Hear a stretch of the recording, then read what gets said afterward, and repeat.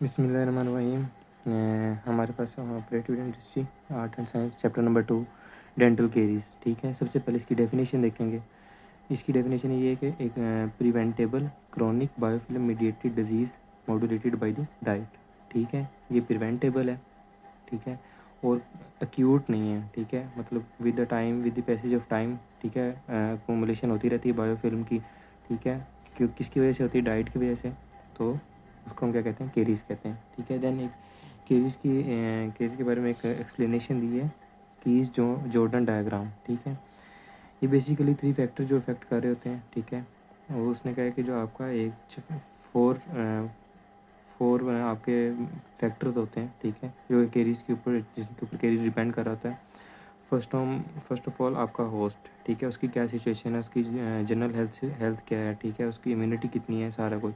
ठीक है, और उसकी देन उसकी है डाइट। ठीक है, कि वो डाइट में कार्ब्स तो ज़्यादा नहीं ले रहा है। ठीक है, ये चीज़। देन आपकी बायोफिल्म। ठीक है, मतलब वो सफाई वगैरह ठीक से कर रहा है। अगर वो सफाई नहीं करेगा तो एक बायोफिल्म प्रोड्यूस होती है पेलिकल। ठीक है, देन ये किस टाइम पीरियड में हो रहा है। ठीक है, और वो कितने टाइम तक यूज़ कर रहा है, कार्ब्स को ज़्यादा यूज़ कर रहा है, फ्रीक्वेंटली यूज़ कर रहा है।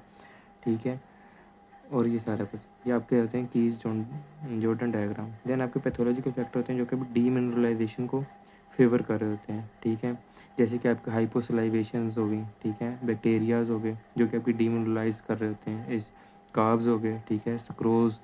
ठीक है, देन आपके प्रोटेक्टिव फैक्टर होते हैं, इसमें भी आपकी सलाइवेशन आ जाती है। ठीक है, जितना ज़्यादा सलाइवा होगा उसमें लैक्टो एंजाइम्स होंगे। ठीक है, लैक्टोफेरेटिन। ठीक है, और जो कि आपके कार्ब्स को डाइजेस्ट कर लेंगे, और वो फिर और कुछ कैल्शियम हो गए, फॉस्फेट हो गए, ये आयंस प्रोवाइड करके वो रीमिनरलाइजेशन को बढ़ा देंगे। ठीक है, कुछ एंजाइम भी होंगे जो कि रीमिनरलाइजेशन में हेल्प करेंगे। ठीक है, देन आपकी एटियोलॉजी आ जाती है। ठीक है, एटियोलॉजी के फोर मेजर पैरामीटर्स हैं। ठीक है, first of all biofilm, then आपके पास आती है टूथ हैबिटेट, देन आपके पास आ जाता है डाइट, सलाइवा, एंड इस ये सारा कुछ जो हम मेजर करते हैं वो किस में मेजर करते हैं कि टाइम में, कि किस टाइम में ये सब हो रहा है। ठीक है, सबसे पहले देखेंगे बायोफिल्म। बायोफिल्म आपके पास soft tenacious film on the tooth surface. ठीक है,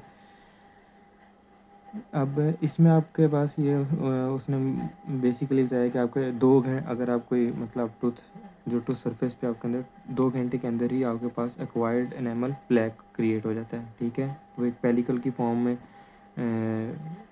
पेलिकल फॉर्म बना लेते हैं। ठीक है, एक तो वो उसका फंक्शन क्या होता है, वो प्रोटेक्शन देता है, फ्रिक्शन रिड्यूस करता है। ठीक है, और एक रीमिनरलाइजेशन के लिए मैटर्स प्रोवाइड करता है। ठीक है, ये इसके पॉजिटिव, ठीक है, वो है फंक्शन है। टेन आपके पास टूथ हैबिटेट में भी आपके पास मैटर कर रहा होता है कि आपके पास पिट एंड फिशर सरफेस है या स्मूथ सरफेस है। ठीक है, रूट सरफेस है। ठीक है, ये सब जंजाइवल एरिया होता है। सबसे ज़्यादा आपके पास जो होती हैं वो होती हैं पिट एंड फिशर्स में। ठीक है, देन आपके पास स्मूथ सरफेस मोस्टली जो होती हैं कॉन्टैक्ट एरिया के नीचे जो एरियाज़ होते हैं, जिनको हमने पहले भी पढ़ा था, कोल या वैली कहते हैं। ठीक है, वो।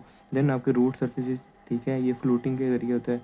देन आपके सब जंजाइवल एरियाज़, ठीक है, में होता है। देन आपकी डाइट है। डाइट में आप अगर कोई फर्मेंटेबल कार्ब्स वगैरह यूज़ करें जो मोस्टली सक्रोज है, अब ये इसकी फ्रीक्वेंसी पे मैं कर रहा था, अगर आप दिन में 2-3 बार यूज़ कर रहे हैं, ठीक है, खाने के दरमियान यूज़ कर रहे हैं, खाने के अंदर यूज़ कर रहे हैं, ये सारे फैक्टर्स उसको इफेक्ट कर देते हैं।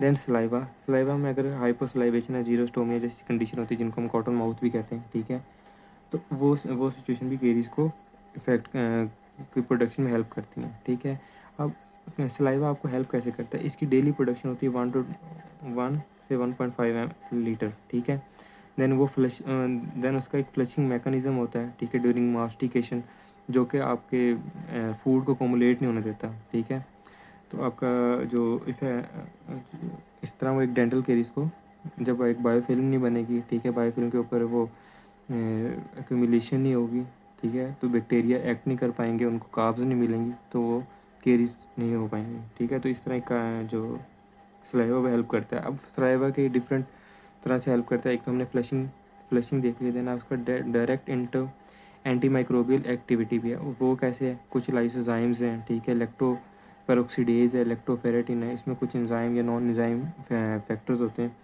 जो कि माइक्रोबायोलॉजिकल जो एक्टिविटी है उसको रिड्यूस रखते हैं। देन आपकी बफर कैपेसिटी होती है, जो एसिड प्रोड्यूस कर रहा होता है वो उनको नेविगेट करने के लिए हमारे पास कार्बोनेट आयंस होते हैं, यूरिया होता है, ठीक है, सेलिन होता है। अब ये क्या होता है कि वो जो एसिडिक इन्वायरमेंट क्रिएट होता है उनकी वजह से, तो ये अपनी इनकी पीएच को अबव 7 होती है, तो जब उसके ऊपर एक्ट करते हैं तो ये पीएच को नॉर्मल रखते हैं, ठीक है, नॉर्मल रेंज में रखते हैं। देन आपके पास रीमिनरलाइजेशन होती है, जो डीमिनरलाइजेशन का एक प्रोसेस स्टार्ट हुआ होता है, ठीक है, उसको कैल्शियम और फॉस्फेट आयन या स्टैथरीन के ज़रिए ये कंपोजिट करके रीमिनरलाइज करते हैं, ठीक है।